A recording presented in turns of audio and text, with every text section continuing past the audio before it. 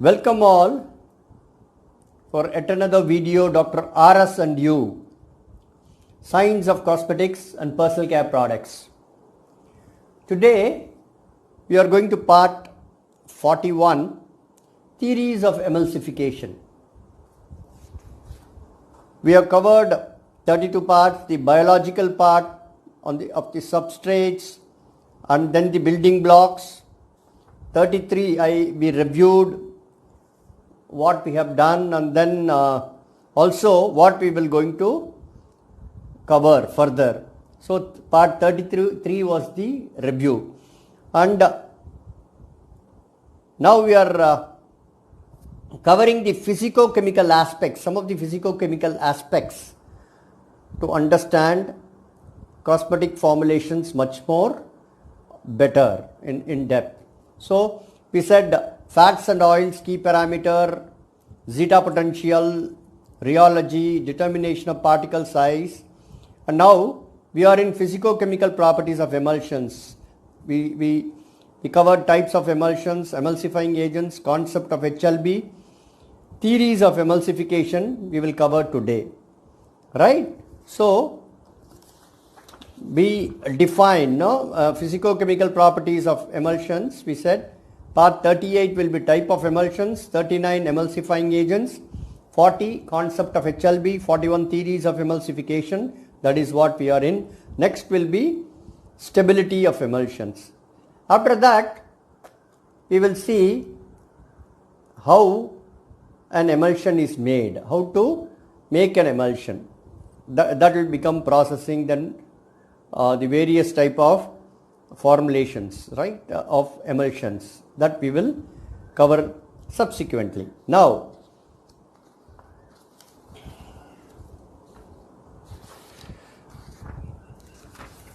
so in physico-chemical properties of emulsion,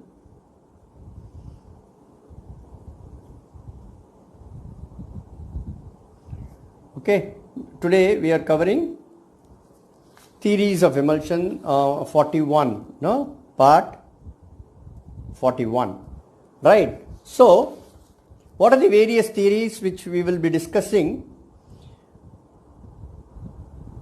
See,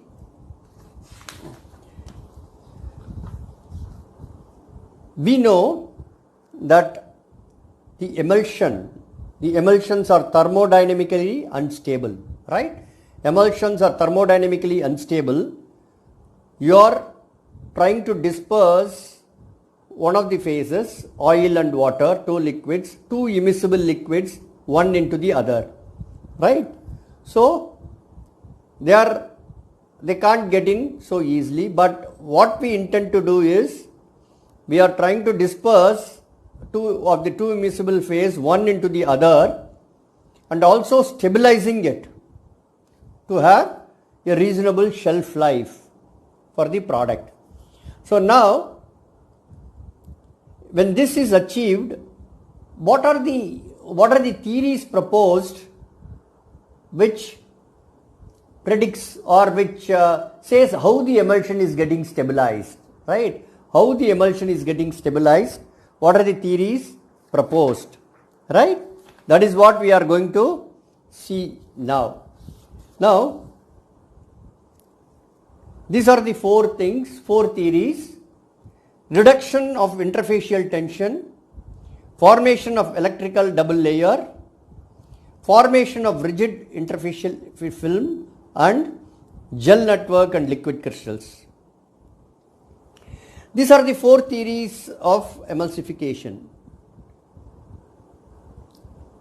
A product might some 2-3 theories are working together in a product, right? So it might be a combination of these phenomenon working in a product to working in an emulsion to stabilize the emulsion, right? So we will briefly go into each aspect, right? First, the reduction of interfacial surface tension, right? The reduction of interfacial surface tension.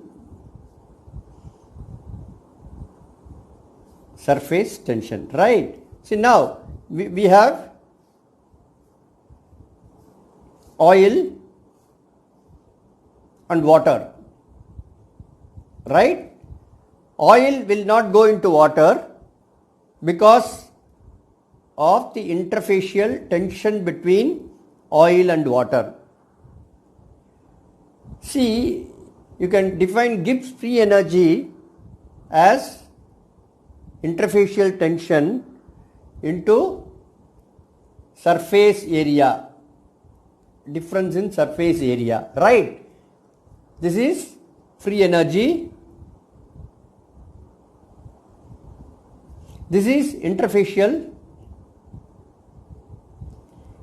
tension, surface tension. Then this is the surface area. Okay. Delta G, it doesn't like the G to go higher, right? Free energy always wants to be lesser. That is how the system is very comfortable. Now, with high shear, you disperse oil into water. With high shear, you disperse oil into water. What happens? The oil will get dispersed in water. Now, what happens when you disperse that? The surface area of the oil increases, right? If the surface area of the oil increase, free energy will increase. So what happens? The oil will start coalescing and it separates out, because it doesn't like the free energy to be very high, right? It comes back.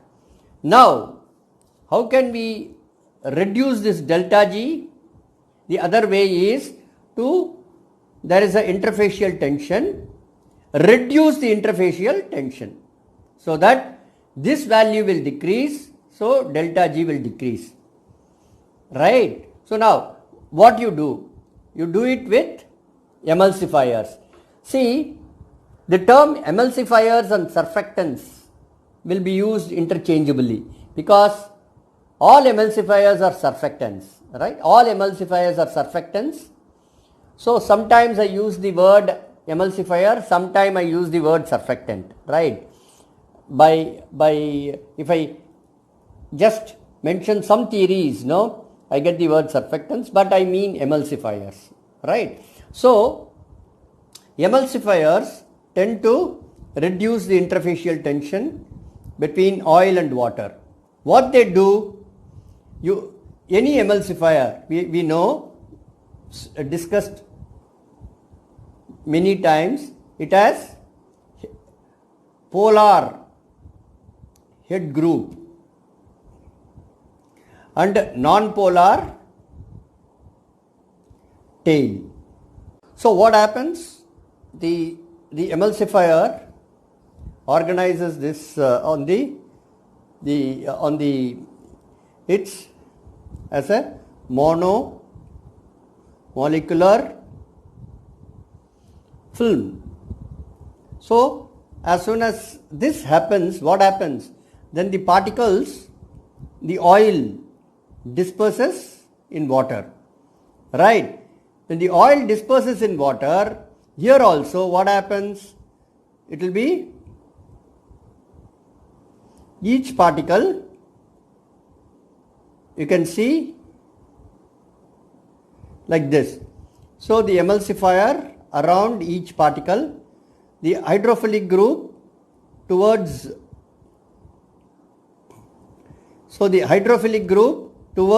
water and the lipophilic tail towards the oil. That is how they oriented. They explain with another theory called oriented wedge theory. Okay, so I combined both. I said that because of the interfacial film, a reduction in the interfacial surface tension, the one phase disperse in the other. So after dispersion also the emulsifiers orient towards the oil and water. This is how, right? This is emulsification takes place by reduction of interfacial tension between two immiscible phases. Monomolecular layer of emulsifying agent curve around the droplet of the internal phase of the emulsion, depending upon the solubility of these agents in a particular liquid. Because emulsifying agents have hydrophilic portion and a hydrophobic portion, they orient themselves according to the solubility. Right? This is how they orient. This is the oil, this is the water. Right? It should be like this, no, this picture, because water should be always, it's heavier, it has to come down, water can't be up. Anyway, for comfort, this picture has been shown, but this is the correct thing, right? Water, oil, right? They orient and reduce the interfacial tension. So, based on the emulsifier, either the oil disperses in water or water disperses in oil. See what happens if this is how they orient. So now, for example, if this is water and the middle portion here it's oil, right? It orient like this. But if the outer portion is oil and here it is water, they orient like this. It will be inverted. You understand? This is the tail. So here I can say this one. If this is the oil, it will be oriented this like this. This is water, oil. So this is oil in water emulsion. So the emulsifier orient like this because the hydrophilic portion is in the water, the hydrophobic tail portion is in the oil. But here water in oil emulsion, the dispersed particle is water and dispersion medium is oil, then the micelles will be like this, orient like this. Understood? So this is how it happens, right? This is oil in water type, this is water in oil type, it reverses, right? So this is the, people say this is a oriented wedge theory, but I combined oriented wedge and the reduction in the interfacial surface tension together. So this is the one, this is how by reducing the interfacial tension and emulsion can be formed and stabilized. This is the first theory. The second theory is formation of electrical double layer. This we discussed when we discussed zeta potential, right? So what happens? If this is a negatively charged particle, so we can say it's an oil droplet with a negative charge. Okay, the negative charge, if you use an anionic emulsifier, sodium lauryl sulfate is an anionic emulsifier. So what happens? Anionic emulsifier contribute negative charge to the dispersed particle, right? Cationic emulsifier gives positive charge, right? So the negative charge, the positive charge from the continuous phase, they, because it's negative, positive charges will be around the particle. This is a Stern layer compactly arranged. There is another layer called the slipping layer. In the slipping layer, not sleeping, slipping, okay. In the slipping layer only, the particles are loose. There are some negative and positive charges, mostly positive. And this is in this area between this and this, that is the zeta potential, right? That is the zeta potential. Now, what happens? See, there is yet another particle like this, okay, right? So now, if there is another particle with positive charges, okay, and then positive, okay, mostly positive, what happens? Both the charges are same, right? This is Helmholtz electrical double layer, right? Both the charges are same. Since both the charges are same, what they do? They don't come, they repel. Because of these electric charges, they repel, and that is how in the dispersed phase be in the repelled form, in the dispersed form, right? Since it's in the repelled form, it's in the dispersed form also. That is how it doesn't come together and coalesce. So this is the electrical theory where we said so formation of electrical double layer. So this formation of electrical double layer keeps the particles dispersed because all the dispersed particles have the same charges and so they repel each other. But this theory is further extended by a theory called DLVO theory. Okay, DLVO theory, named after the 4 scientists who invented this theory: Derjaguin, Landau, Verwey and Overbeek. It's their surnames. So these are the 4 people, DLVO, right? DLVO theory. So what happens? This theory proposes 2 types of forces existing. 2 types of forces existing. One type of force is van der Waals. This is the distance, right? This is the interaction energy. So this is one force. Van der Waals attract, that is van der Waals attraction potential. No, it's a van der Waals particles. It's a natural force by which the particles attract to each other. And here the repulsive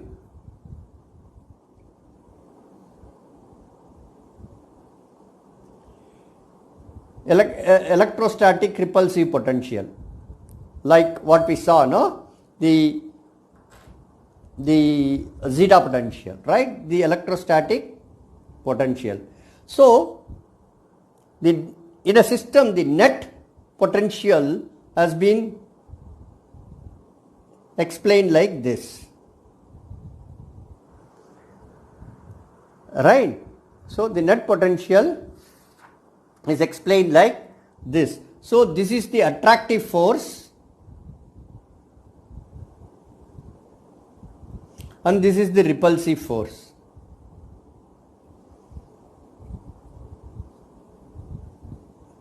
Right? So what happens? So this is called the potential maxima,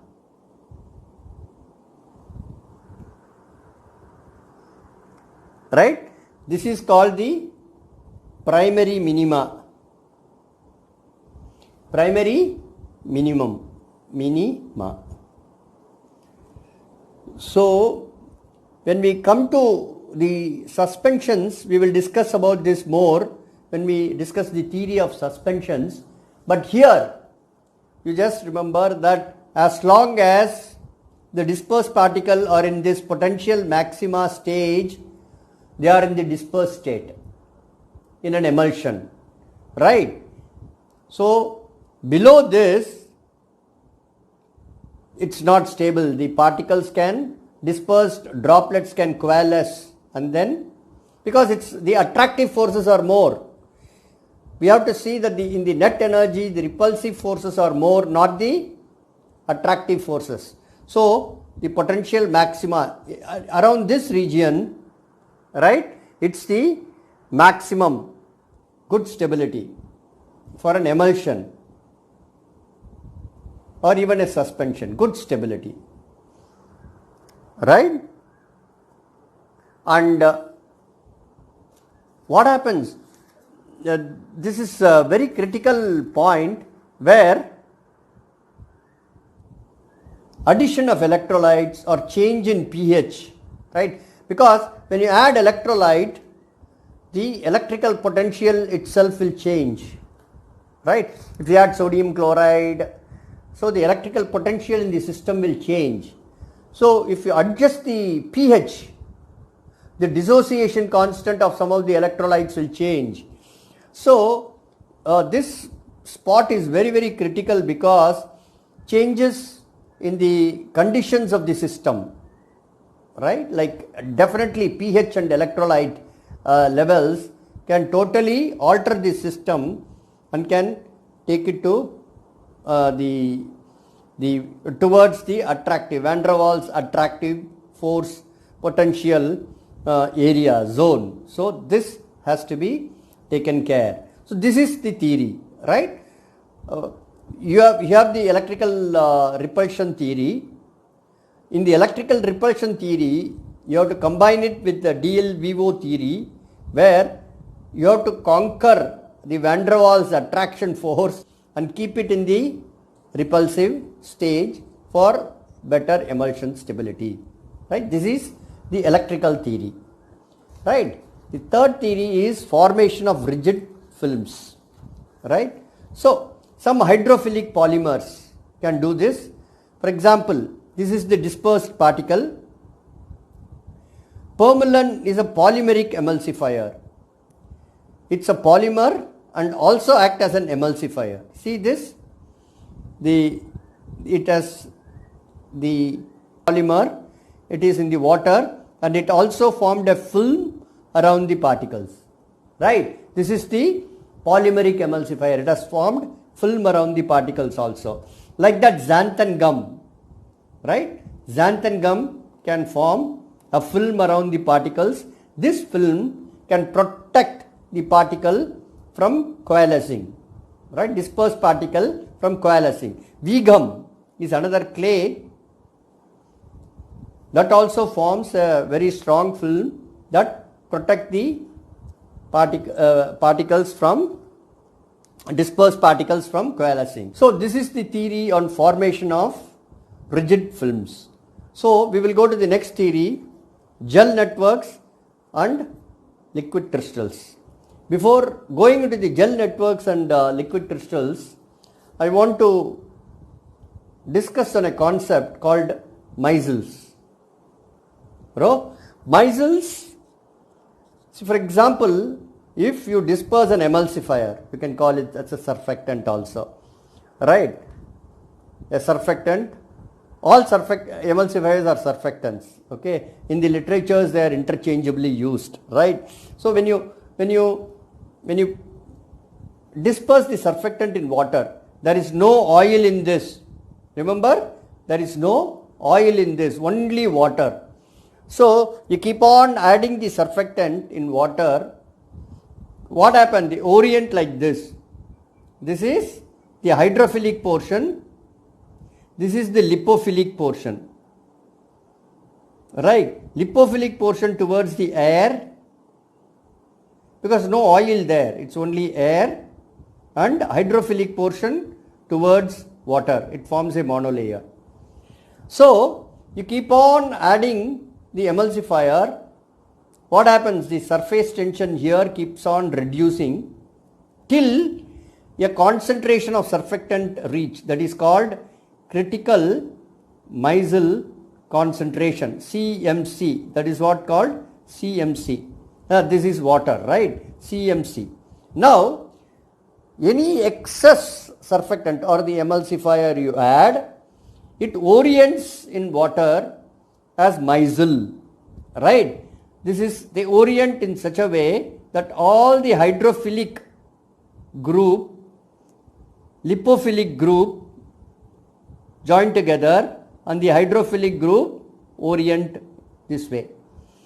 So this is how they orient. Okay, when oil is there, oil will be here. There is no oil here, it's only water, right? So these micelles will take various shapes, right? These are the micelles, rod-like micelles, lamellar micelles. No, in 3 dimension it will be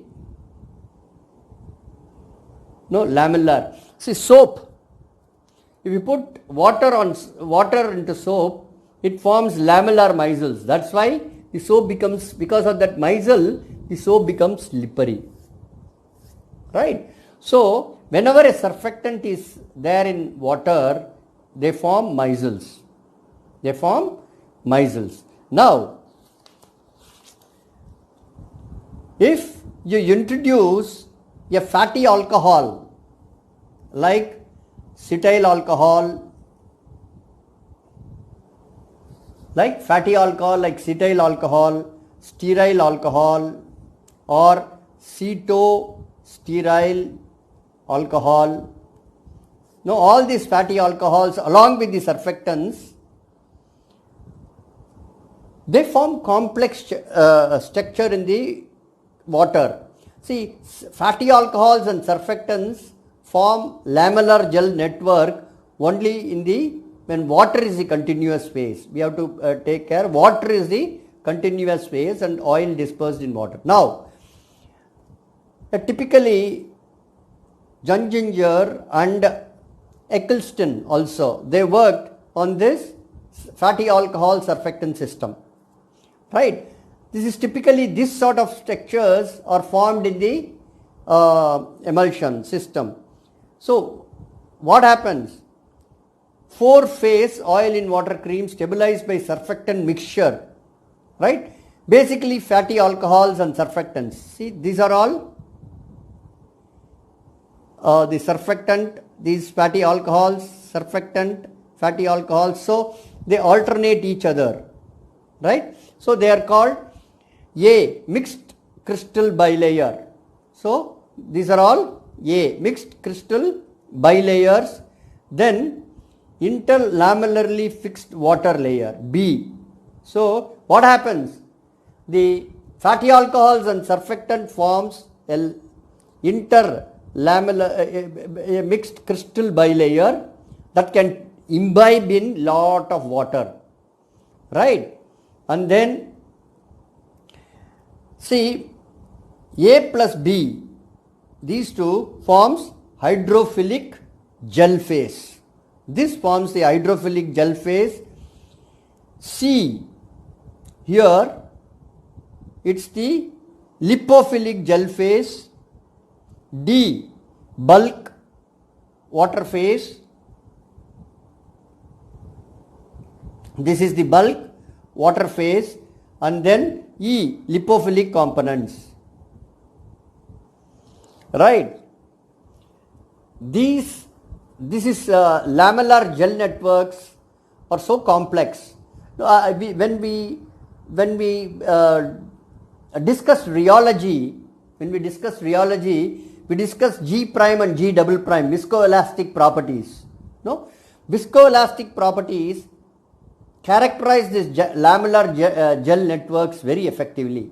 That rheology of G prime, G double prime, elasticity, elastic modulus and viscous modulus, they can characterize these gel networks very well. See, these sort of structures happens when you use fatty alcohols, surfactants, especially long chain fatty alcohol like cetyl alcohol, cetostearyl alcohol, and emulsifier. Right? See, what has been observed when you use anionic surfactant with fatty alcohol, this lamellar gel network form within few hours after formation of the emulsion, right? But if you use non-ionic emulsifier, these gel networks, it takes some days to form. So, how it is important? If you use non-ionic emulsifier in this sort of system, okay, you have to wait till you realize what is the final rheological profile of the product, because it takes some time for the structure to build up when it is a non-ionic emulsifier with fatty alcohols forming a lamellar gel network.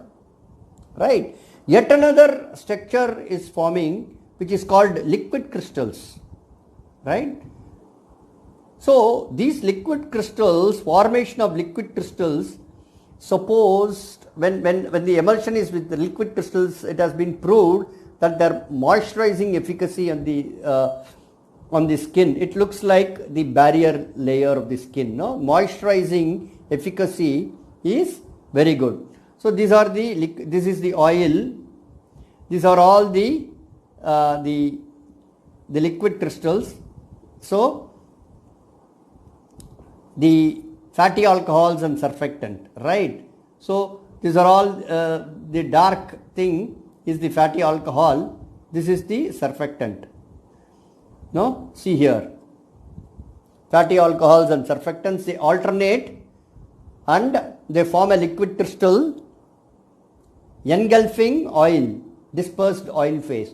That gives additional stability, and these lamellar gel networks are highly thixotropic. What happens at rest? They are appears to be highly viscous, but it breaks down fast and reforms. Right? So this is what I would like to share with you.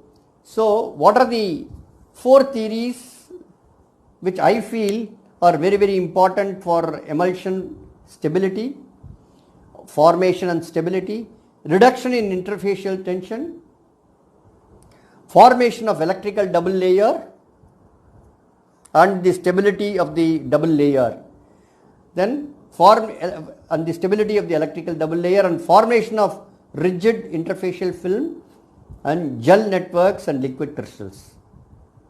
Right? So these are the 4 theories which I feel are the probable theories for the formation of a stable emulsions.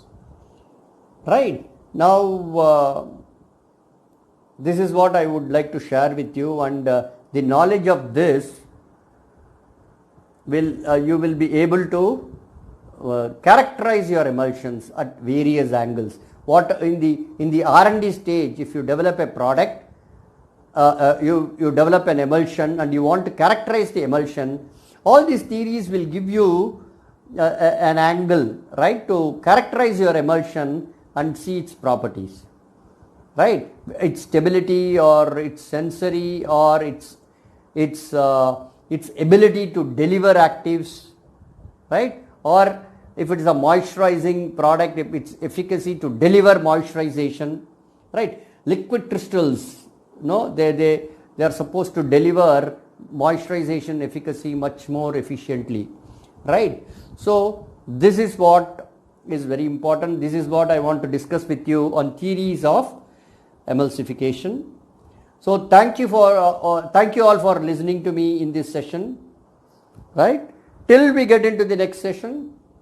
Bye to you all. Keep well, be safe, be smiling. Thank you.